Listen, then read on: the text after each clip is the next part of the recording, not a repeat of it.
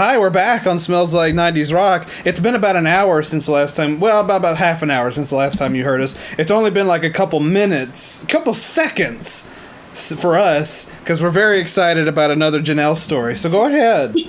So, I no longer work with her. I also, I don't think she actually works with the company anymore either. She, for fun, would Google arrest records. Google, okay. Okay, so she every day she did this. She checked them. Mm-hmm.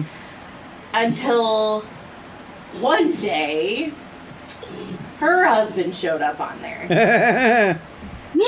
Prostitution, please be prostitution. It was not prostitution. Oh, child sex trafficking? No. Drug, math. It actually was drugs. Ding, ding, ding, meth.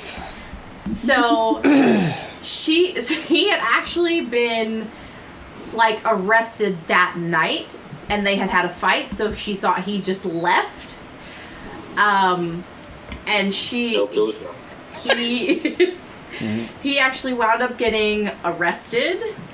So she porked him, basically. She asked no questions when he just disappeared and didn't show up. Yeah. Well, so I'm here. He used to do this a lot on her, just disappear. He was not a good husband. Well, and yet, let me tell you, they are still together, okay? Well, that doesn't shock me. No, that doesn't shock me. So, okay, not only did he get arrested, he bonded their house to get out without telling her. Jesus. And then failed to make payments. So her paycheck, it was deducted from her paycheck at CVS because, of course, this is when I was working up front. So we got a letter saying wages will be garnished. Please let employee know. And it was so much, she did not get a check. She got like $50 out of her check. What? To which she decided, because her dad was in the hospital at the same time, she decided she was going to leave him. She left him for all of about 2 months. And then felt bad because her kids didn't get to see their dad and went back to him. And is living back in all of this. And you would think she's the only worker who I've worked with who've had wages garnished. Nope, there's a second one. For bail? Not for bail. The other one was because her and her husband had a fight with their prior landlord and skipped out on like a year's worth of rent. And how much was her check? 0.0. Pretty much. I think she got like $20 out of her check. So there's not like a percentage, like they can't take more than this percentage from your check? I think if you're the sole income, yes. But they technically weren't the only sole income. Like their other ones, their partners who, I feel like it should have been out of their checks.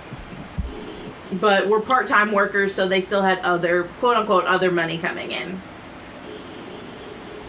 But they had made a deal with the landlord that they would do work around the house, like in exchange for rent, because apparently this house that they were renting was like very dilapidated.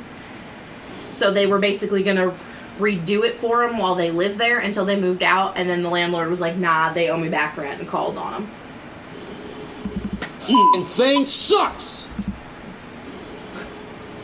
Well, one of my supervisors once owed so much money to the IRS that like 2 dudes in suits like showed up. Oh my God, the Men in Black stopped by. Black. Like on the job, and like, are you so and so? He's like, yeah. He's like, well, we're from the IRS. You have unpaid back taxes. Oh, is that your truck out there? That's ours now.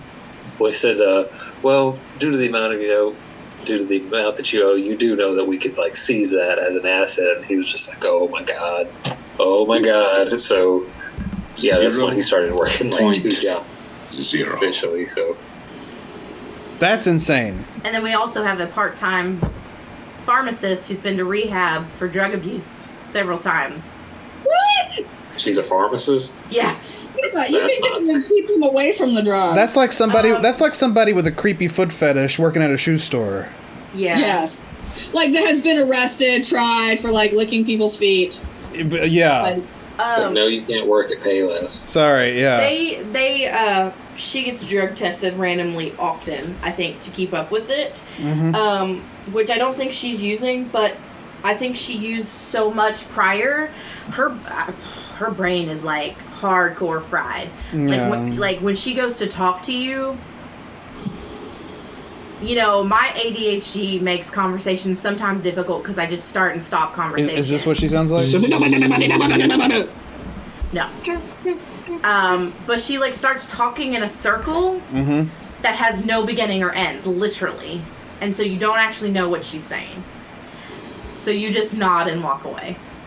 I would be really afraid to like get a prescription for her. Yeah. If I go in to get like, you know, something for my asthma and I end up with, you know, Viagra or something. Well, if she's on a computer, no, she's still good. So, and the way our new system works is the tech actually does all the counting, all the everything. She just has to verify it on a computer. So as long as she's not talking, she's fine.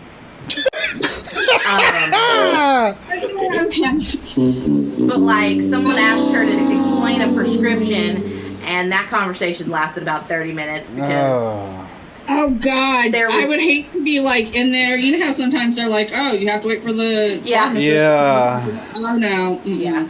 It just kept like, she was trying to explain, but it wasn't making sense to the customer. The customer kept asking questions to which she technically already answered. But like, if you don't know meds, then you wouldn't know that it was answered. It was a lot. I was ready for that 30 minutes to be over. It was a lot. Because, you know, as the lead tech, I have to try and make some segue of all of this, and it's it's difficult. Just doesn't work. Boy, I'm just saying, I'm sure they can find a different pharmacist that is a little less cheese whiz. Well, she's only part-time, so she basically only fills in when people are on vacation. Still. So she doesn't work that much. But the stories that you and Pork have just relayed to us are just a prime example as to why I would never want to go into customer service or go back into food service. This has been a PSA from Smells Like 90s Rock.